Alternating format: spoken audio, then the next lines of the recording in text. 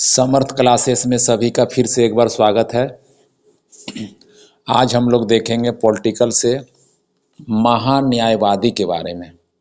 महान्यायवादी से संबंधित 20 महत्वपूर्ण प्रश्न देखेंगे। ठीक है, इन 20 प्रश्नों को देखने के बाद निश्चित ही एग्जाम में प्रश्न नहीं छूटेंगे, इसका गारंटी है। ठीक है, तो आप लोग इस वीडियो में बने रहें।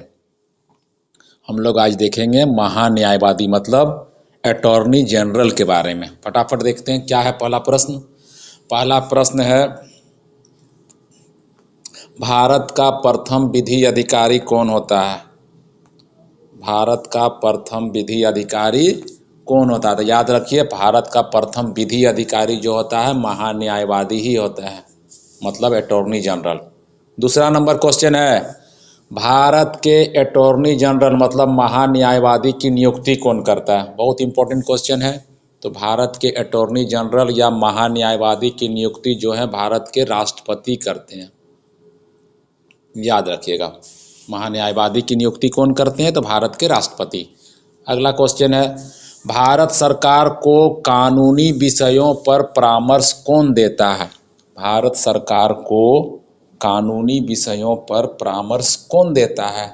ठीक है, तो कौन परामर्श देता है? तो महान्यायवादी ही जो है भारत सरकार को परामर्श देते हैं कानूनी विषयों पर, यानी अटॉर्नी जनरल महान्यायवादी। ठीक है।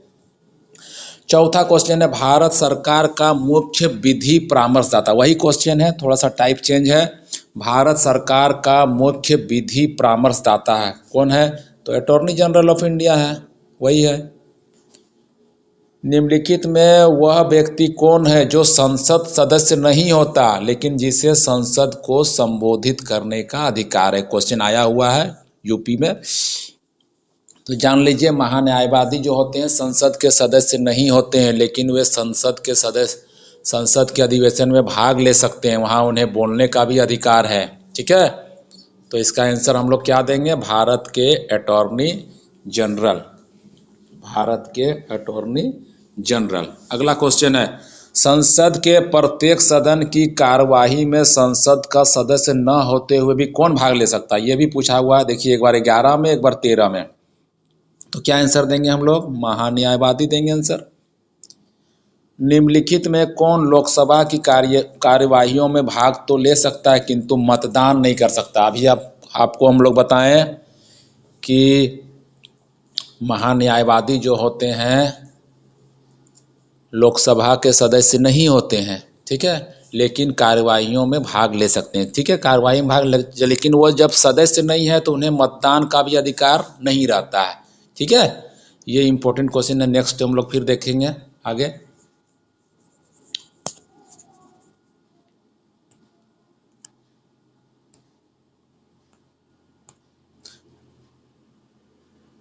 आठवां नंबर क्वेश्चन है, किसे संसद के दोनों सदनों में बोलने, अन्य कार्यवाहियों में सम्मिलित होने तथा किसी भी संसदीय कमेटी का सदस्य होने का अधिकार है, परंतु उसे वोट देने का अधिकार नहीं है? फिर से वही क्वेश्चन आया हुआ है। हम अभी बता दिए कि दोनों सदनों में वे बोल सकते हैं, कार्यवाही में भाग ले सकते हैं, संसदीय कमेटी के सदस्य भी बन सकते हैं, सिर्फ क्या नहीं हो सकते हैं? तो वोट देने का अधिकार नहीं है। किन है? तो वही महान्यायवादी, माने भारत के अटॉर्नी जनरल को, भारत के अटॉर्नी जनरल। 9वां नंबर क्वेश्चन है, क्या भारत का महान्यायवादी संसद के किसी भी सदन या उनकी समिति की बैठक में अपना वक्तव्य रख सकता है? तो हाँ, संसद के अधिवेशन में वे भाग ले सकते हैं और अपना वक्तव्य रख सकते हैं। ठीक है, तो इसका आंसर होगा हाँ। निम्नलिखित में से किसको हटाने का अधिकार संसद को नहीं है? इंपॉर्टेंट क्वेश्चन है। किसे हटाने का अधिकार संसद को नहीं है, संसद को प्राप्त नहीं है? इसका ऑप्शन है सर्वोच्च न्यायालय के न्यायाधीश, मुख्य निर्वाचन आयुक्त, उच्च न्यायालय के न्यायाधीश और भारत का महान्यायवादी। तो जान लीजिए, भारत के महान्यायवादी को संसद नहीं हटा सकती है, संसद के पास वो अधिकार नहीं है, संविधान में इसका उल्लेख नहीं किया गया है हटाने का। ठीक है, तो कौन हटा सकते हैं इसे? तो राष्ट्रपति नियुक्त करते हैं और राष्ट्रपति के ही इच्छा पर ये कार्य करते हैं, यानी राष्ट्रपति जब चाहे तो इन्हें हटा सकते हैं, लेकिन राष्ट्रपति के अलावा और किन्हीं के पास पावर नहीं है इन्हें हटाने का। भारत का महान्यायवादी, अगला क्वेश्चन है, भारत का न्यायवादी कब तक पद धारण करता है? 2 वर्ष तक, 5 वर्ष तक, प्रधानमंत्री के प्रसाद पर्यंत, राष्ट्रपति के प्रसाद पर्यंत। भारत के महान्यायवादी जो है कब तक पद धारण करते हैं? तो जान लीजिए, राष्ट्रपति के प्रसाद पर्यंत ही पद धारण करते हैं। ठीक है। भारत के महान्यायवादी के संबंध में कौन सा कथन सही नहीं है? ध्यान से देखिए क्वेश्चन 12 नंबर। भारत के महान्यायवादी के संबंध में कौन सा कथन सही नहीं है? वह भारत सरकार का प्रथम विधि अधिकारी होता है, ये तो हम बता दिए, ये सही है। उसे भारत सरकार के समस्त न्यायालयों में सरकार का पक्ष प्रस्तुत करने का अधिकार है, सही है। वह संसद में अथवा संसद के किसी भी बैठक में भाग ले सकता है, ये भी सही है। उसे संसद की कार्रवाई में भाग लेते समय मतदान का अधिकार प्राप्त है, नहीं, ये सही नहीं है, उन्हें मतदान का अधिकार प्राप्त नहीं है। बाकी सारा ऑप्शन जो है सही है। अब 13 नंबर क्वेश्चन देखते हैं। भारत के महान्यायवादी के विषय में कथनों पर विचार कीजिए। निम्न कथनों पर महान्यायवादी के विषय में। पहला है, वह भारत के राष्ट्रपति द्वारा नियुक्त किया जाता है, तो सही है। उसमें वही योग्यता होनी चाहिए जो सर्वोच्च न्यायालय के न्यायाधीश की होती है, तो आप लोग जान लीजिए कि ये बात भी सही है। उनमें वही योग्यताएं होनी चाहिए जो सर्वोच्च न्यायालय के न्यायाधीश की होती है। नेक्स्ट देखते हैं, नेक्स्ट पेज में।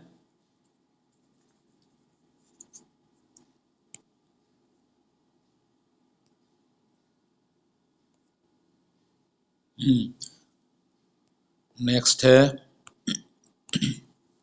उसे संसद के किसी भी सदन का सदस्य होना चाहिए, ये गलत है। चौथा, संसद द्वारा महाभियोग लगाकर उसे हटाया जा सकता है, ये भी नहीं है, ये दोनों गलत है। यानी पहला और दूसरा ऑप्शन सही था, यानी ए नंबर हम लोग देंगे। उसे संसद के किसी, पहला नंबर था जो भारत के राष्ट्रपति द्वारा नियुक्त किए जाते हैं, सही है। और दूसरा था उसमें वही योग्यताएं होनी चाहिए जो सर्वोच्च न्यायालय के न्यायाधीश की होती, ये दोनों ऑप्शन सही था। अगला क्वेश्चन है 14 नंबर, महान्यायवादी को प्रतिमाह कितना रुपया वेतन मिलता है? जान लीजिए, तो महान्यायवादी को प्रतिमाह 90,000 रुपया वेतन मिलता है, 90,000 रुपया। इसके बाद है, संविधान के किस अनुच्छेद के अंतर्गत राष्ट्रपति द्वारा महान्यायवादी की नियुक्ति की जाती है? 15 नंबर क्वेश्चन बहुत इंपॉर्टेंट है। तो आप लोगों को एक ही अनुच्छेद इसमें याद रखना है, अनुच्छेद 76 के तहत भारत के महान्यायवादी की नियुक्ति की जाती है, अनुच्छेद 76। नेक्स्ट है, एक गैर सदस्य के रूप में संसद के किसी एक सदन की कार्यवाही में भाग ले सकता है। माने गैर सदस्य माने संसद का सदस्य वो नहीं और भाग ले सकता है, इसका मतलब वही आंसर होगा। भारत के महान्यायवादी संसद का सदस्य नहीं रहते हैं और इसकी कार्यवाही में भाग ले सकते हैं। ये हो गया हमारा 16 नंबर तक। अब है 18 नंबर क्वेश्चन है, फिर है कथनों पर विचार करना है। 18 नंबर क्वेश्चन है, भारत का महान्यायवादी लोकसभा की कार्यवाही में भाग ले सकता है। दूसरा है, लोकसभा की किसी समिति का सदस्य हो सकता है। तीसरा है, लोकसभा में बोल सकता है। और चौथा है, लोकसभा में मतदान कर सकता है। फिर पहले ही वाला प्रश्न है, तो पहला 3 ऑप्शन जो है सही है, हम लोग जान चुके हैं। लोकसभा की कार्यवाही में भाग ले सकते हैं, सदस्य लोकसभा की किसी समिति के सदस्य भी हो सकते हैं, लोकसभा में बोल भी सकते हैं, सिर्फ मतदान करने का अधिकार नहीं है, यानी सी नंबर क्वेश्चन देंगे। 19 नंबर क्वेश्चन फिर वही है, भारत सरकार का प्रमुख विधि अधिकारी कौन होता है? तो भारत का महान्यायवादी होते हैं प्रथम विधि अधिकारी। और 20 नंबर क्वेश्चन, सदस्य न होते हुए भी कौन संसद के किसी भी सदन की कार्यवाही में हिस्सा ले सकते हैं? मत देने का अधिकार नहीं है, वही फिर से क्वेश्चन आ गया, तो महान्यायवादी होंगे। इस तरह हम लोग महान्यायवादी से संबंधित महत्वपूर्ण प्रश्नों को देखे हैं। इन प्रश्नों को आप लोग नोट कर लीजिए, ये निश्चित रूप से आपके परीक्षा में काम आएंगे।